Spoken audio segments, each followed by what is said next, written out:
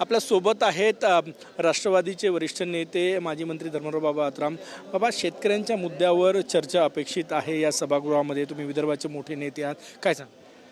नाही, ते शेतकऱ्यांचं जे नुकसान झालेलं आहे अतिवृष्टीमुळे अतिपावसामुळे, तर त्या दृष्टिकोनातून चर्चा आता अपेक्षित आहे आणि त्या दृष्टिकोनातून योग्य शेतकऱ्यांना भाव मिळाला पाहिजे असं प्रकारचं मागणी लोकांचंही आहे आणि 20,000 रुपये हेक्टरी भेटला पाहिजे असं माझं तरी मत आहे.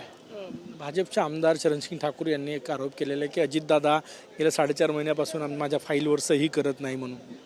नाही, ते व्यक्तिगत बोलण्यामध्ये अर्थ नाही, ते सर्वांची जबाबदारी आहे.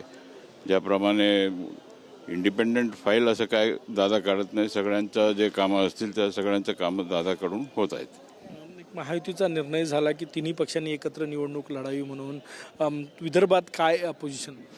नाही, आमचं सुद्धा मत हेच आहे की आता महायुती म्हणूनच लढलं पाहिजे, परंतु सगळे एकत्रित बसून जर विचार झाला तर मला वाटतं की जिल्हा परिषदमध्ये आता पुढे काहीतरी चांगलं होईल.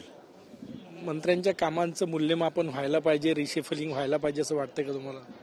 नाही, आता ते मुख्यमंत्र्यांचा हे आहे, त्यांच्या अधिकाराखाली काय करायचं काय नाही करायचं ते निर्णय घेतील. बाकी इतर पक्षाशी रिलेटेड जे कामं आहे विदर्भातले? नाही, ते पक्षाचं काम सुरू आहे सध्या. वेगवेगळ्या पद्धतीने सगळं पक्ष आपलं काम करत आहेत. ऑर्गनायझेशन वाढला पाहिजे असं त्यांचं सगळ्यांचं मत आहे. सगळ्यांचं पक्ष वाढविण्याच्या दृष्टिकोनातून सगळे पक्ष प्रयत्न करत आहेत, परंतु महायुती टिकलं पाहिजे हा माझं मत आहे. कॅमेरामॅन सचिन सायांसह गजानन माटे, TV9 मराठी, नागपूर.